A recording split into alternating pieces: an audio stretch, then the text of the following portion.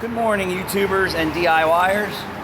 So I have two AC Pro old gauges. I saved them for what reason, I don't know. But if you take a look at this one here, you can see it's at 0.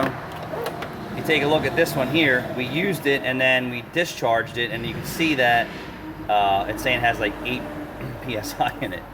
So I don't know how accurate these gauges are, but we're gonna start with this one here.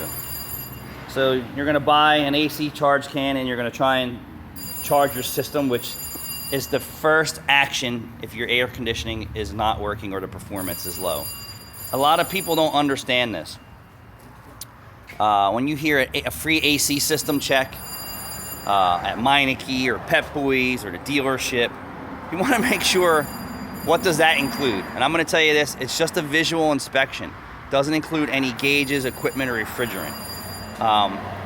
This you can do yourself. You can walk into the service provider and say, I know my AC doesn't work. How much is it for you guys to check the system out, diagnose it, and charge it, if that's what it needs.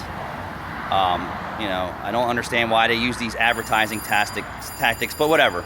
Even a guy who doesn't know what's wrong with his AC system is immediately gonna go to the AC parts store or Walmart or Advance, and they're gonna buy a can of refrigerant and they're gonna try and charge the system up themselves.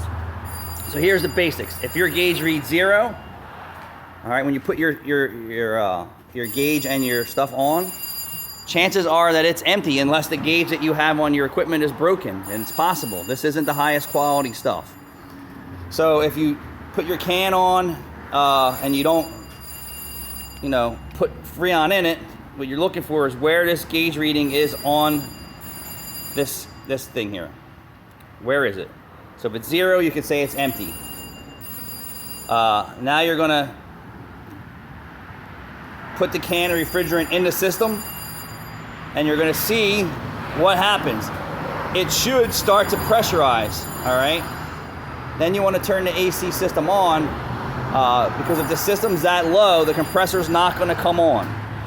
But hopefully once you pump enough refrigerant in it, the AC's compressor is going to come on, and then it's going to tell you what's going on. So if the system is on and you are not putting any more refrigerant in it, and it says it's 20, chances are that it's still low on refrigerant. If it's not at 20, you want to keep adding refrigerant until it says it's filled. So between 30 and 50 is good. Anything over 50, 60 and on up is not good. All right, that indicates a problem. If you're charging it up and it's leaking out as fast as you're charging it, stop what you're doing, disconnect everything. You're only wasting your money and the refrigerant. So once you get to that point, if you put refrigerant in it and it doesn't take it, that means there's something wrong. If you put the gauge on and it goes to, we'll say 30, 40, 50, provided that this gauge in your hand is accurate, that system should come on. If it doesn't, that means that there's another problem. Blown fuse, missing belt, bad AC compressor, controller head's bad, evap temperature sensor. So there's so many more things to why this says that your AC system's good and it doesn't work. So at that point, you know, you're really gonna need to try and figure it out yourself or take it to a shop and have them figure it out. This stuff isn't cheap anymore. $40, $50 for one can of refrigerant to maybe get you through a season, or maybe not, and just, you know, you could be spinning your wheels. When you can just take it in, have it diagnosed, and see what's going on. But if yeah, that's pretty much where I wanted to get with this video. So I don't know if I would trust this gauge. It's just some type of guideline for you, but it gives you some starting point. But most experiences are it's either full or it's not working, or empty. So empty, full, or the system's not coming on. So that would be the 3 common things that we see for AC problems.